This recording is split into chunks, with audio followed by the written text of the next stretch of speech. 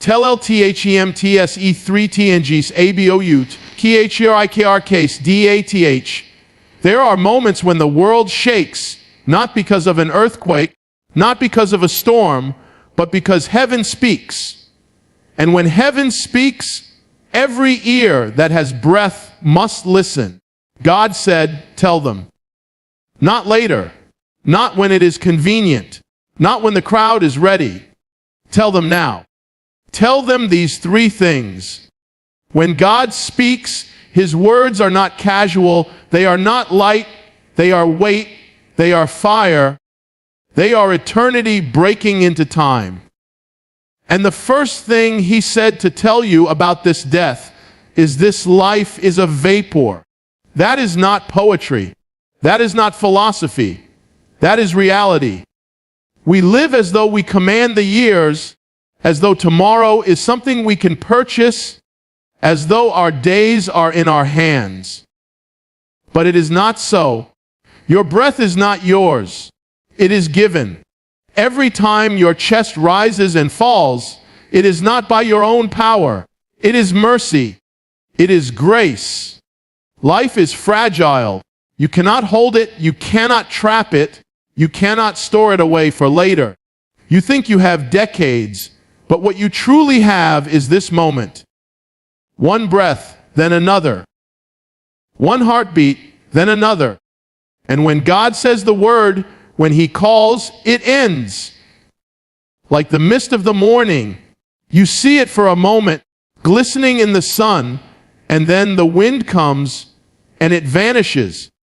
So it is with every life.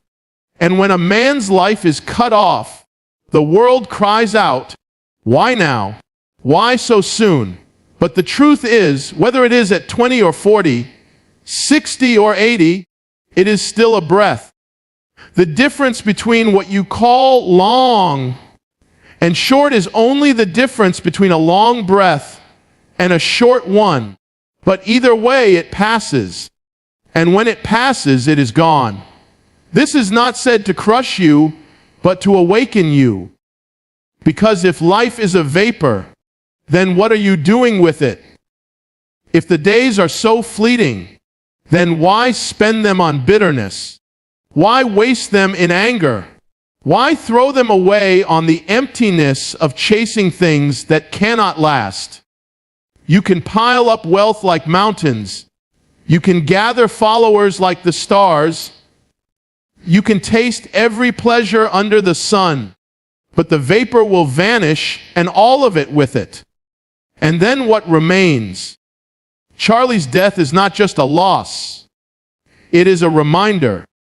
It is the voice of eternity breaking into the noise of the present, saying, wake up from the illusion that you have endless time. Wake up from the dream that tomorrow is guaranteed. You do not own tomorrow. You are not promised next year. You do not command the next beat of your heart. Life is not yours, it is his. And because it is his, every moment matters. Every word you speak has weight. Every act of kindness, every stand for truth, every time you choose light over darkness, these things remain when the vapor is gone. But every grudge, every wasted hour, every compromise with sin, they vanish, and you cannot take them back. So the question is not how long a life is, but what is done with it. If you live 80 years but waste them, it is nothing. If you live 20 years and burn them with fire for God's purpose, it is eternal. The vapor may be brief, but what is written in it will echo forever. Do you see? The message of this death is not despair, it is urgency. It is not hopelessness, it is awakening. It is God saying, take your breath seriously, because it is not many. Number your days, that you may gain a heart of wisdom. Do not treat your life as though it is cheap, as though you can throw it away.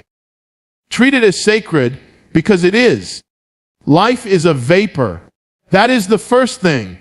It is a warning, but it is also a gift. Because if it is fleeting, then you must live now, forgive now, love now, stand now, shine now. For the vapor is passing, and once it has gone, only eternity remains. When a man dies, the world sees a body lowered into the earth, a name carved on stone, a silence where once there was a voice. The flesh is gone, the laughter stilled, the hands folded. But God has spoken, truth outlives the flesh. Flesh is dust. Dust returns to dust, but truth does not decay. Truth does not wither in the soil. Truth is not bound by coffin or grave. Truth has no grave. Charlie's death is a reminder of this divine mystery. The man is gone from our sight, but the truth he carried, the stands he made, the fire that burned in him, those things cannot be buried. They cannot be silenced.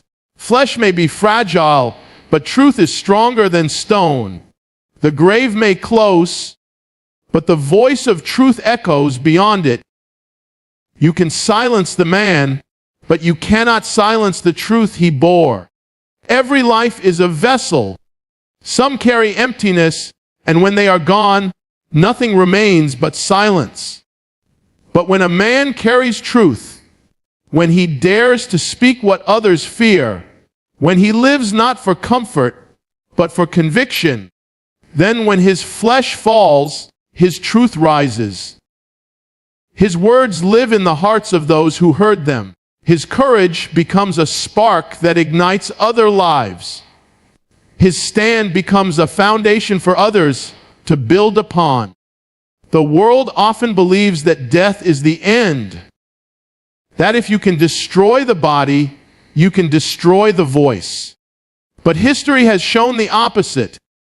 Kill the prophet, and his words thunder louder. Crucify the righteous, and his message shakes the earth. The truth outlives the flesh. It always has, and it always will. Charlie Kirk's life was a voice in the storm, a man unafraid to wrestle with the darkness of his time. Whether you agreed with every word or not is not the question.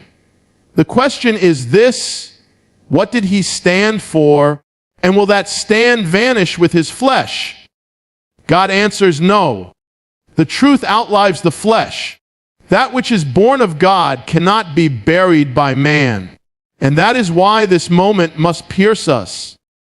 Because one day, your flesh will also fall. One day, your voice will grow silent. One day, your body will return to the dust. And when that day comes, what will outlive you? Will anything remain beyond your flesh? Or will the grave erase your name, your works, your words, your impact? If truth was never in you, then there will be no echo, no fire, no witness. But if you live by truth, then when you die, truth will rise higher than you ever imagined. This is why God says to take heed. Because what you cling to now, what you fight for now, what you pour yourself into now, will be the testimony that outlives you. If you live for vanity, vanity will die with you. If you live for sin, your sins will condemn you. If you live for lies, your legacy will rot. But if you live for truth, then death will only magnify it. Flesh can fall, but truth cannot fall. Flesh can end, but truth has no end. So grieve, yes, but do not grieve as the world does. For what was true in Charlie's life is still true now. His convictions are not in the ground. His courage has not been silenced. His death did not bury his message. If anything, it has released it. Because truth is not bound to one man. Truth is bigger than the vessel it inhabits. When one vessel breaks, the truth flows into others. And so, his death becomes the seed of awakening in those who remain. This is the call to you who hear. What truth are you carrying? What will outlive you when your flesh fails? Will your children remember you only for what you owned or for what you stood for? Will your friends recall only your laughter or the courage of your convictions? Will the world see your name etched in stone or your truth etched into eternity? The grave is a thief, but it cannot steal truth. Death is a silence, but it cannot silence truth. Time is a destroyer, but it cannot destroy truth. What comes from God is eternal, and truth is born of God. So let the flesh remind you of your weakness, but let the truth remind you of your calling. Live not for what will die, but for what will live beyond you. Speak not words that will vanish in the wind, but words that will remain when you are gone. Choose not the easy path that dies with the flesh, but the hard path that echoes into eternity. Truth outlives the flesh. That is the second thing. It is a warning, but it is also a hope. Because if you stand in truth, then though your body may fall, your voice will rise. Though your years may fade, your impact will endure. Though your flesh may wither, your truth will shine brighter than the sun. And one day, when you stand beyond the veil, you will see that the truth you lived for on earth has become your testimony before heaven. The world sees death as the end, the ultimate enemy, the final defeat. When the heart stops, when the eyes close, when the breath leaves the body, the world whispers, "It is over." But heaven does not see as man sees. What you call defeat, God calls victory. What you call an ending, He calls a beginning. What you call silence, He calls a doorway to a greater song. Death is not defeat. When Charlie's breath ceased, when his voice fell silent, many wept, many mourned, many cried out in grief. And that grief is real, that sorrow is deep, and God Himself does not despise it. Yet in the midst of sorrow, God declares something that the world cannot comprehend. Precious in His sight is the death of His saints. To Him, it is not ruin, not tragedy, not loss. It is precious. Why? Because death for those who belong to Him is not falling into the abyss. It is being lifted into His arms. You see, defeat belongs to those who live without God. For them, death is indeed the end. For them, death is the stripping away of every illusion, the closing of every door, the sealing of every chance. But for those who walk with Him, death is not a thief, it is a servant. It serves as the chariot that carries them home. It serves as the doorway that leads them from shadows into light. It serves as the final step across the threshold into eternity. The enemy rejoices when the righteous fall, but heaven rejoices louder. Because death does not end the story, it begins the chapter that never ends. The flesh may crumble, but the soul rises. The voice may be silenced here, but it is heard in the courts of heaven. The journey of faith does not stop at the grave. It is fulfilled there. Death is not defeat, it is completion. Think of a soldier on the battlefield. The world may see him fall, but heaven sees him rise with honor. Having fought the good fight, having finished the race, his scars are not marks of failure, but badges of victory. So it is with those who pass in faith. Death is the final battle, but for the child of God, it is already won. The grave could not hold the Messiah, and if it could not hold Him, then it cannot hold those who are His. Charlie's death, then, is not the extinguishing of light, but its releasing. It is not silence but a trumpet. It is not defeat but triumph. And though we mourn, we do not mourn as those who have no hope. We mourn knowing that he is not lost, but found, not ended, but begun, not defeated, but victorious. But here is the deeper truth. This message is not for him. It is for you. Because one day your death will come. One day your breath will falter. Your body will weaken. Your eyes will close. And when that hour comes, will your death be defeat or will it be victory? The answer is not in that final moment. It is in the choices you make now. If you live for yourself, then your death will be loss. If you live for the world, then your death will be emptiness. But if you live for God, then your death will be gain. For to live is Christ and to die is gain. That is why God says to tell you this. Because too many live in fear of death, as though it is the enemy that will one day come to steal everything away. But for the one who walks in his ways, death is not the enemy. It is the passage into glory. To live in fear of it is to forget who holds the keys of life and death. To dread it is to forget that it was already defeated on the cross.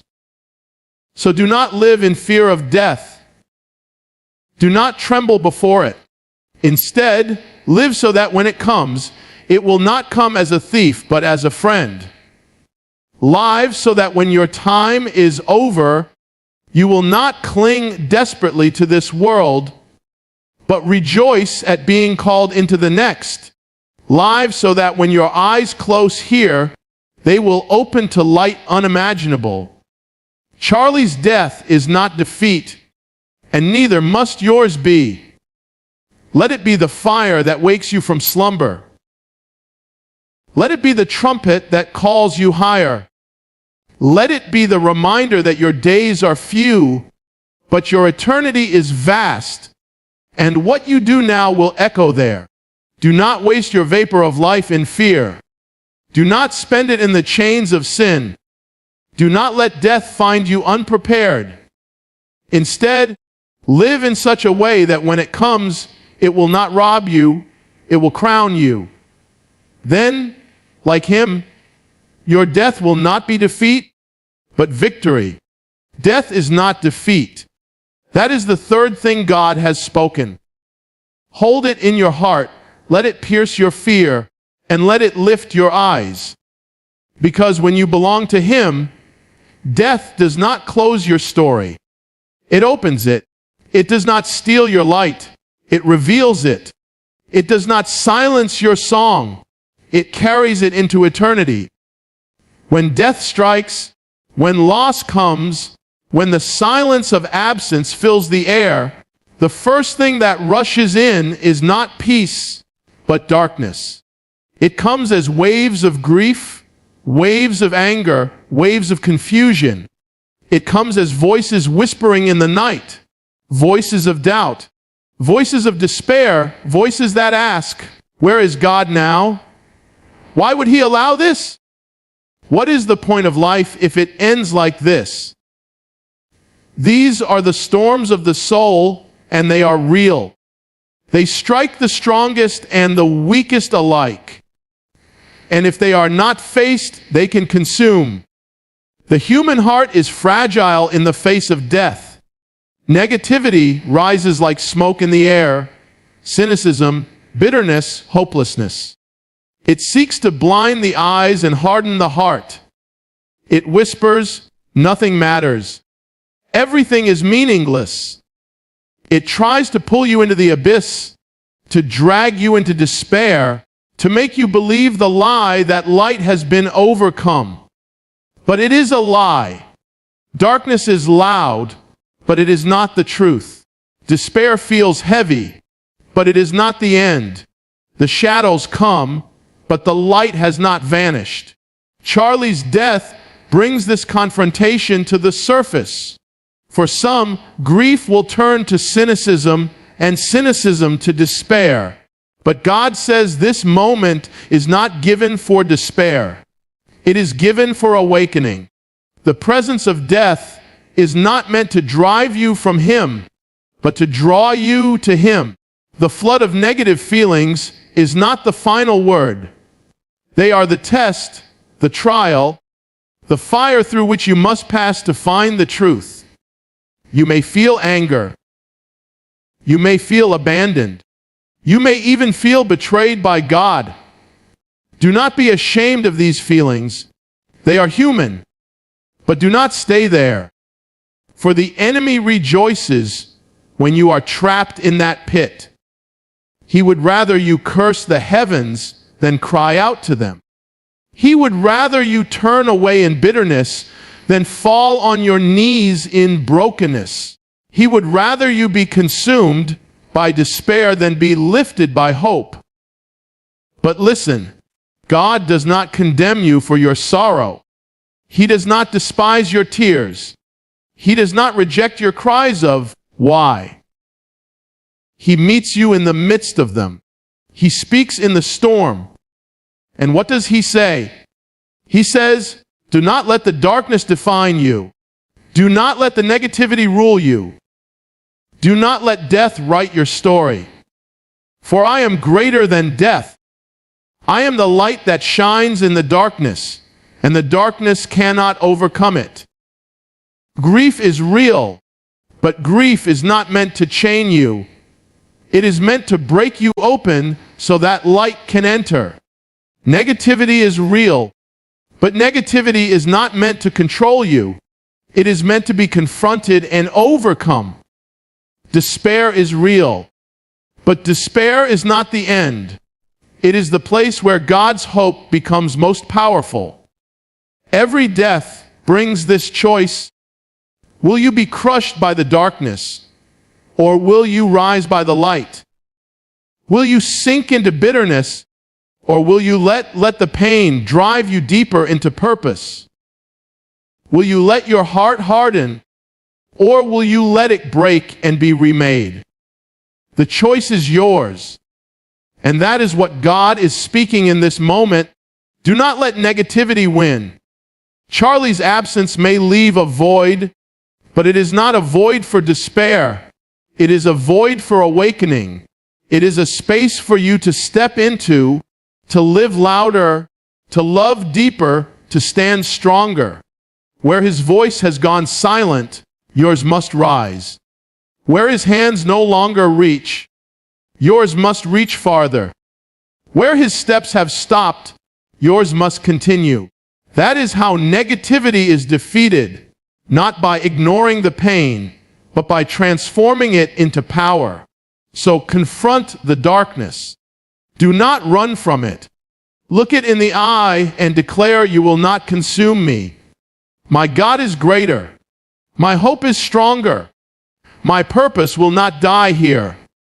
Confront the negative voices in your mind, the voices that say you cannot, you should give up, you should stop believing. Silence them with truth. For the truth is this: light shines brighter when the night is darkest, and hope burns fiercest when despair is near. This is the confrontation. This is the battle. And it is not easy, but it is holy, for it is in the valley of shadows that faith is forged. It is in the furnace of grief that courage is born. It is in the face of death that life is truly revealed. So do not fear the negative feelings. Acknowledge them. Face them. But do not surrender to them.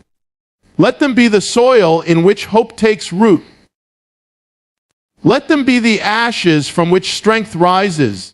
Let them be the storm in which you hear God's whisper saying, "Do not give up. Do not despair. Do not let go." For the darkness may surround you, but it cannot consume you. Negativity may strike, but it cannot define you. Death may wound, but it cannot defeat. And when you rise from the ashes of grief, you will know the truth. The light has not gone out. The light has only shifted, waiting for you to carry it on. Every death speaks, but not to the one who has gone, for he has crossed beyond the veil. The message of death is not for the departed, but for those who remain. And that is the call God presses upon us now. This is not about him. It is about you. Not about the one whose race is finished, but about those still running. Not about the voice that has been silenced, but about the voices that remain. Death is the trumpet that calls the living to wake. Charlie's passing has already been sealed in eternity. His account is closed, his story complete, his works measured, his steps recorded. But your account is still open. Your story is still being written. Your steps are still unfolding upon the earth. And God says, hear the call. Do not waste this moment. Do not let this death pass without transformation. Do not leave unchanged. For the call of death is a call to life. It is a dangerous thing to ignore this call. Too many stand at the edge of graves, wipe tears from their eyes, whisper words of sorrow, and then walk away unchanged, back to the same distractions, the same compromises, the same sleep. But to do that is to miss the voice of God in the moment. For he speaks not to the dead, but to you.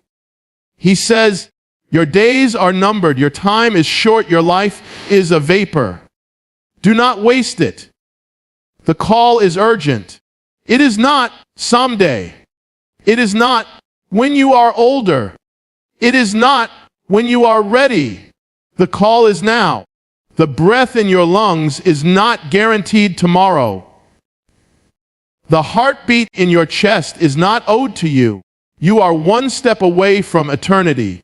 So live now. Choose now. Wake up now. For the hour is late and the time is short. But what does it mean to answer this call? It means you cannot live for shadows anymore. You cannot spend your days chasing what will crumble when you fall. Wealth will not follow you. Fame will not stand with you. Pleasure will not comfort you. Only truth will remain. Only love will matter. Only faith will endure. So live for what will outlast you. Stand for what will remain. Choose the path that echoes into eternity. The call is not only for your own soul. It is for the world around you. For there are those who sit in darkness, waiting for someone to bring light. There are those drowning in despair, waiting for someone to throw a rope. There are those stumbling in confusion, waiting for someone to show the way. And God is saying, let it be you. Where one voice has fallen silent, let yours rise. Where one pair of hands can no longer serve, let yours reach farther. Where one heart has ceased its beat, let yours burn hotter. You are the living. You are the ones who remain. Do not squander that gift. You may think you are small. You may think your life has little weight. But if life is a vapor, then even the smallest flame matters. Even a brief moment of light pierces the night. Even one act of courage can echo long after you are gone. Do not believe the lie that you cannot make a difference. Every breath is a chance to change eternity. This call is not comfortable. It does not let you remain the same. It does not let you linger in complacency. It demands awakening, courage, sacrifice. It calls you out of the crowd and into the fight. It calls you to live not for self but for purpose, not for ease but for truth, not for survival but for impact. The call is hard, but it is holy, and it is given to you now. Charlie's story is finished, but yours is still being written. The pen is still in motion. The chapters are not yet closed. What will they say of you?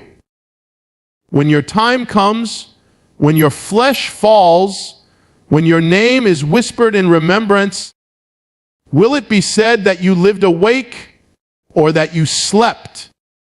Will it be said that you burned with purpose or that you wasted your days? Will it be said that your life echoed or that it vanished without a trace? Do not let this call pass you by. Do not let death's trumpet sound in vain. Answer it with your life. Answer it with your choices. Answer it with every breath you take from this moment forward. Live as though eternity is real, because it is. Live as though tomorrow is not promised, because it is not. Live as though every step matters, because it does. The call is sounding now, not tomorrow. It is calling you by name. And one day, when your race is over, may it be said of you that you answered the call, that you did not waste your vapor, that you did not live in shadows, that you did not ignore the trumpet, but that you rose, you stood, you lived. For the call of death is not to mourn alone. It is to awaken the living. And you are the living, now live. There are moments in life that whisper, and there are moments that roar. There are days that pass like shadows, and there are days that split the heavens with fire. When God speaks of death, He does not speak in whispers. He speaks with the sound of a trumpet that shakes the earth, that calls the sleepers, that awakens the slumbering. This is not a gentle suggestion. It is not a quiet thought. It is a summons, a call from eternity itself, saying, do not waste your life. Do not stand unprepared. Do not live as though tomorrow is endless. The trumpet has sounded, and the time is now. Charlie's death is not only a loss, it is a trumpet blast. A trumpet that pierces through distraction, through comfort, through the noise of this age. It cuts through entertainment, through complacency, through apathy. And it says, awaken. You are living as though you have all the time in the world, but you do not. You are chasing shadows as though they will last, but they will not. You are wasting what cannot be wasted, your days, your breath, your soul. And heaven cries out, stop. Listen, the trumpet is sounding. We do not like urgency. We prefer comfort. We prefer to push things to tomorrow, to say, later I will change, later I will forgive, later I will live as I should. But later is a lie. Later does not exist. Later is the invention of a world that thinks it can control time. But time is not in your hands. It never has been. You cannot delay eternity. You cannot bargain with the grave. The trumpet does not sound tomorrow. It sounds now. And what does it call you to? It calls you to stop drifting, stop sleeping, stop wasting. It calls you to wake up. It calls you to live with fire. It calls you to break free from the chains of sin, from the prison of bitterness, from the weight of fear. It calls you to forgive those you have not forgiven, to speak words you have left unsaid, to love as though you may not have another chance. It calls you to stand for truth, even when the world mocks. It calls you to shine with courage, even when darkness presses in. The trumpet is not a lullaby. It is an alarm. It does not let you stay as you are. It will not let you sleep. It demands decision. It demands action. It demands change. For the day is short, and the night is coming. And when the night comes, no man can work. That is why the urgency is now. That is why God says, do not wait. Do not delay. Do not think you have more time than you do. You do not. The trumpet is sounding. Charlie's passing is not meant only for grief. It is meant for awakening. His silence is meant to awaken your voice. His absence is meant to awaken your presence. His death is meant to awaken your life. God has turned this moment into a trumpet to call you out of shadows and into the light, out of compromise and into conviction, out of apathy and into fire. And if you ignore it, if you walk away unchanged, then the trumpet will have sounded in vain for you. But if you hear it, if you rise, if you live, then his death becomes not only his testimony but yours. Do you hear it? It is the call to eternity. It is the sound that says your days are numbered, but your choices echo forever. It is the sound that says you are not promised tomorrow, but you are given today. It is the sound that says rise up, live awake, live holy, live ready. For the trumpet is not only for Charlie's death, it is for your life. And one day there will be another trumpet.